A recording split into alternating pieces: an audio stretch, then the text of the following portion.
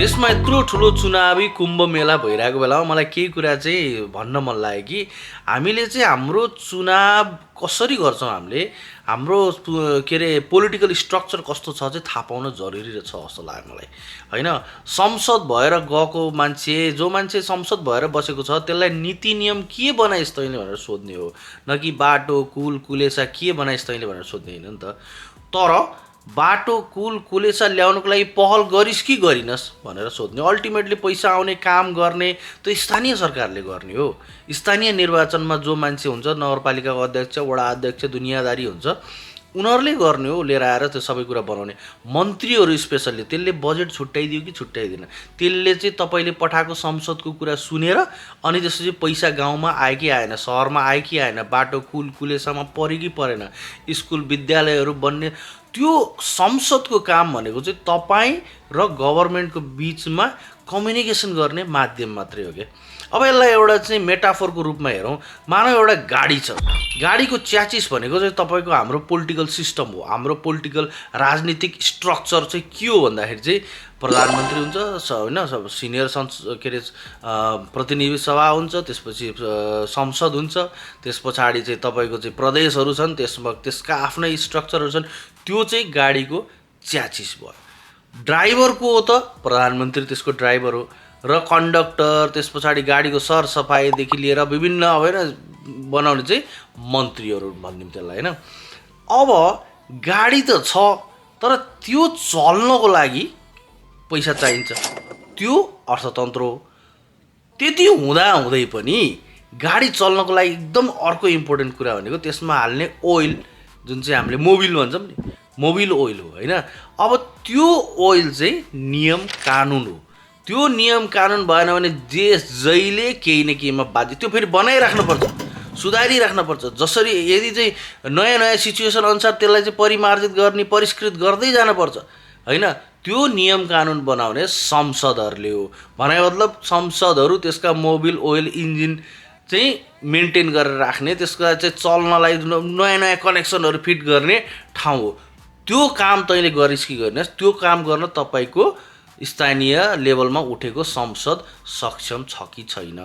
अब भोट त तपाईँले हाल्नुहुन्छ, भोट तपाईँले हाल्दाखेरि चाहिँ के गर्नुहुन्छ, एउटा समानुपातिकमा भोट हाल्नुहुन्छ, समानुपातिकमा कसलाई भोट हाल्ने त्यो निर्णय गर्नुहोस्, र स्थानीय लेभलमा तपाईँको कुरा सेन्टरसम्म कसले पुर्याउन सक्छ त्यसको आधारमा तपाईँले भोट हाल्नुहोस्। हेर्नुहोस्, अब भोट दुई चार तरिकाले हाल्न सकिन्छ। एउटा चाहिँ तपाईँलाई अब त्यो पार्टीमै विश्वासै छैन, पार्टीमै विश्वास छैन भने तपाईँ त्यो गणेमणै जो उठ्छ तपाईँको चाहिँ लोकल ठाउँबाट त्यसैलाई भोट हालिदिनुहोस्। होइन, तर त्यसपछि तपाईँ झोले हुन सुरु गर्नुहुन्छ। तर यदि तपाईँलाई चाहिँ होइन त्यस्तो गरेर हुन्न, असल मान्छेलाई जिताउनुपर्छ भने मान्छे हेरेर भोट हाल्नुहोस्, भोलिका देखा जाएगा। होइन, मान्छे तपाईँको गाउँ नगरपालिका कोबाट असल मान्छे उठाएको छ कि छैन, फटाओ कि होइन, त्यसले तपाईँको कुरा गर्छ कि गर्दैन, त्यो हेरेर भोट हाल्नुहोस्, ताकि त्यसले भोलि तपाईँको गाउँ ठाउँको कुरा माथिसम्म पुर्याए। त्यो त त्यो त कम्युनिकेसनको लिङ्क मात्रै हो क्या। अनि त्यसपछि नियम कानुन अरू जाने बुझेका मान्छेहरू त्यहाँबाट पठाउन इम्पोर्टेन्ट हुन्छ। अब एउटा कुरा चाहिँ मैले चाहिँ अलिकति लाग्यो, अब रेणु दाहालले चाहिँ होइन अहिलेसम्म चाहिँ चितवनमा बसेर बाटोघाटो दुनियाँ बनाइन्। होइन, उनलाई धेरै राम्रो काम गरिन्, उनलाई धन्यवाद। होइन, त्यही अनुसार उनको माथिबाट पैसा ल्याउने क्षमता पनि भयो भनौँ एक तरिकाले। जसरी आयो चितवनवासीलाई त राम्रै भयो नि। तर अब चाहिँ उनी चाहिँ माथि गएर म यसो गरिदिन्छु उसो गरिदिन्छु। पहिला कुरो त उनी मन्त्री बन्ने त त्यस्तै हो। होइन, उनी संसदै बन्न जाने हो, नियम कानुन बनाउन जाने हो। त्योभन्दा माथि हाम्रो रेणु दाहाल कहीँ जानेवाला छैन। उनले त्यसरी नै भोट माग्ने हो। उसलाई अगाडि पठाउने भनेको पनि त्यही आधारमा, भोलि चाहिँ नीति नियम हाम्रो कुराहरू त्यहाँ पुर्याउनको लागि रेणु दाहाल सक्षम छन् कि छैनन्। मेरो विचारमा उनी एक्जिक्युटिभ पोजिसनमा हुँदा, मेयर हुँदा जति उनको चाहिँ रवाफ थियो, संसद भएपछि त्यो रवाफ सब हराउँछ। संसदले पनि थोरै पैसा पाउँछ, तर त्यो क्यान्सल गर्नुपर्छ। त्यो संसदको काम त्यो होइन। संसद त्यो काम गरेर हिँड्ने होइन, मन्त्रीको त सिस्टम अनुसार चल्नु पऱ्यो नि देश। त्यो रेणु दाहालको हकमा भयो। त्यसपछि अब हाम्रो बालेन शाहलाई तैँले के नीति नियम बनाएस्, यस्तो किन पर्यो, यस्तो नीति किन ल्याइनस्, त्यो बालेनको हकमै छैन। बालेनको काम भनेको एक्जिक्युटिभ पोजिसनमा हो। अब भलै उनले चाहिँ बजेटहरू राम्रोसित गर्न सकेनन्, किनभने उसको सहयोगीहरू थिएन भन्ने होला, तर उनले चाहिँ जति काम गरे उनले चाहिँ एक्जिक्युटिभ पोजिसनमा बसेर उनले गर्न सक्ने कामहरू गरे होइन। बालेन जतिको क्षमता पनि संसदहरूसँग हुँदैन। संसदले त्यो गर के काम पनि होइन। संसदको काम भनेको भित्तै भने नि नीति नियम कसरी बनाउने, त्यस पछाडि त्यहाँ चाहिँ होइन नयाँ कानुन कसरी लिएर आउने, भइसकेका कानुनलाई परिमार्जन, त्यति मात्रै हो। ल हेर्नुहोस् है, त्यही भएर अब भोट हाल्दाखेरि विचार गरेर भोट हाल्नुहोस्। कसरी हाल्ने हाहुमा नलागिकन सट्टा ठन्डा दिमागले होइन। तपाईँ कुन डाइरेक्सनमा जान चाहनुहुन्छ? तपाईँलाई चाहिँ होइन यो पुराना पार्टीहरू चाहिँ देखि लिएर चाहिँ हाम्रा चाहिँ टोलका नेताहरू जोसुकै उठुन्, हामी हाल्ने चाहिँ एउटै पार्टीलाई हो भनेर भन्नुहुन्छ भने त्यही अनुसार हाल्नुहोस्। हेर्नुहोस् है, अल्टिमेटली तपाईँले के सोच्नुपर्छ भन्दाखेरि मेरो पार्टीले टोटालिटीमा जित्यो भने भोलि यसले पक्कै राम्रो काम गर्छ भन्यो भने त्यसरी हाल्ने हो।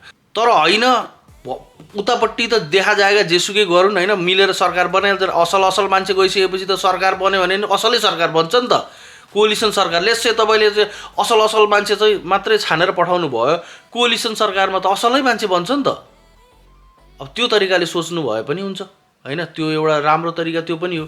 त्यसपछि असलै मान्छे उठाएका छन् तपाईँको पार्टीले भने द्याट्स ग्रेट। तर यो कुरा चाहिँ नबिर्सौँ कि सबैको आफ्नो आफ्नो ठाउँ हुन्छ होइन। सबैलाई त्यही एउटै प्रश्न गरेर काम छैन। मन्त्रीलाई मन्त्री अनुसारको प्रश्न गर्नुपर्छ। संसदलाई तपाईँकोमा चाहिँ मन्त्री हुने ल्याकतको चाहिँ उम्मेदवारै उठाएको छैन भने त्यसलाई संसद मात्रै हुने गरी उठाउने हो। संसदको लागि गर्नुपर्ने प्रश्न मात्रै गर्ने, त्यसले त्यहाँ तपाईँको कुरा उठाएको उठाएन मात्रै सोध्ने हो होइन। भोलि मेयर अब उनीहरूले चाहिँ बरु के अरे तपाईँको कनेक्सन गराइदिएर भोलि चाहिँ त्यहाँबाट लिएर आयो के भन्छ बजेट लिएर आउनुको लागि सहयोग गऱ्यो नि, है ल है यसलाई चाहिँ धन्यवाद दिनुपर्छ, यसले धेरै सहयोग गर्यो भन्ने हो। त्यही भएर अलिकति कन्फ्युजन चाहिँ यहाँ क्रिएट भएको जस्तो लाग्यो। एउटा अर्को कुरा के भने बहुमत त आउँदैन ल कसैको पनि लेखेर भनिदिन्छु म होइन। अब हुन त लेखेर भनेर काम छैन, आउन नि सक्छ, यु नेभर नो। तर गाह्रो एकदमै गाह्रो छ नेपालको प्रणालीमा, स्पेसल्ली बहुमत आउन एकदमै गाह्रो छ होइन। कोलिसन सरकार त बन्छ नि, त्यसबाट प्रधानमन्त्री को बन्छ, त्यस पछाडि चाहिँ मन्त्रीहरू को बन्छन् त्यो परको कुरा। प्रधानमन्त्री त सायद अहिले त अब 3-4वटा पार्टीले डिसाइडै गरिसक्यो भनेपछि जित्यो भने को बन्छ भन्ने त थाहा हुन्छ। तर कोलिसन गभर्मेन्टमा एक्ज्याक्टली को बन्छ गाह्रो छ होइन, त्यो सबैको सुझबुझको कुरा हुन्छ। तर भोट हाल्नुहोस् होइन, आफ्नो एउटा चाहिँ जिम्मेवार तरिकाले सोच्नुहोस् होइन। सोच्नु पर्ने देशको लागि सोच्दै हुनुहुन्छ, भड्किलो किन हुनु पर्यो होइन। मत नमान्ने मान्छेहरूलाई चाहिँ तपाईँले गाली किन गलौज किन गर्नु पर्यो? पर्दैन, त्यसो गर्नु पर्दैन। देश राम्रो डाइरेक्सनमा गइरहेको छ। योभन्दा अगाडि पनि देशले चाहिँ विभिन्न चरणमा चाहिँ नेपाली जनताले चाहिँ नयाँ मान्छेलाई चाहिँ देखाउन् है, नेपाली जाडा भेडो छ, नेपाली मान्छेले भात खान्छ। यो चुनाव भनेको ओभरअलमा हेर्ने कुरा हो। एउटा ठाउँमा के भयो अर्को ठाउँमा के भयो अहिले निर्णय रोक्नुपर्छ, त्यस्तो कुरा त्यो छुट्टै कुरा हो। तर नेपाली जनताले भात खाएर भोट हाल्छ, मासु भात खाएर, यो सब बेकारको कुरा हुन्। तपाईँले कहिले खानु भयो? ल तपाईँले भिडियो हेरिरहनु भयो, यो तपाईँले कहिले खानु भयो मासु? मैले त कहिलेसम्म खाँदिनँ। मेरा बाआमाले खाएनन्, मेरा मामाहरूले खाएनन्, मेरा दाइ मेरा काकाहरूले कसैले खाएन, मेरा साथीहरू कसैले मासु भात खाएर भोट हालेनन्। यो भोट हाल्ने मान्छेहरूको लागि अपमानको कुरा हो। यसो सोच्नुहोस् त, नेपालको हिस्ट्री यसो पल्टाएर नेपालको जनताले कसलाई मात्रै एमालेलाई भोट दिएर अगाडि बढाए हो, नेपाली कङ्ग्रेसलाई भोट दिएर अगाडि बढाए, माओवादीलाई भोट दिएर अगाडि ल्याए, रासोपालाई ल्याउँदैछन्। अनि आफ्नो मान्छेलाई लिएर आएको बेलामा चाहिँ नेपाली जनता खतरा हुन्, भोट दिए ल जय जयकार। अनि आफ्नो चाहिँ पाएक नपर्ने बित्तिकै नेपाली जनता चाहिँ यस्ता हुन् उस्ता हुन्। हिजो सडकमा आएर आन्दोलन गर्ने भाइ बहिनीहरू जेनजीका पनि नेपाली हुन्। अस्ति फ्रस्ट्रेसनको कारणले प्रचण्ड बाबुरामलाई सहयोग गरेर युद्ध गर्ने पनि नेपाली नै हुन्। तिनीहरूलाई देशको माया थियो, तिनीहरूले भारतको पैसा चाइनाको पैसा खाएर भेडा भएर गएका होइनन्। आफ्नो स्थिति परिवर्तन गर्नको लागि मान्छेले हतियार उठाए। गलत थियो, भ्रममा परे, त्यो छुट्टै कुरा। अहिले पनि पर्न सक्छन् मान्छेहरू भ्रममा, यु नेभर नो।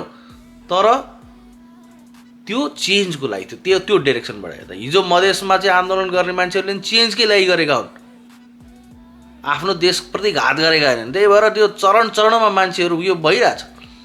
त्यही भएर बुझको तरिकाले भोट दिनुहोस् र त्यसलाई अगाडि बढाउनुहोस् है त।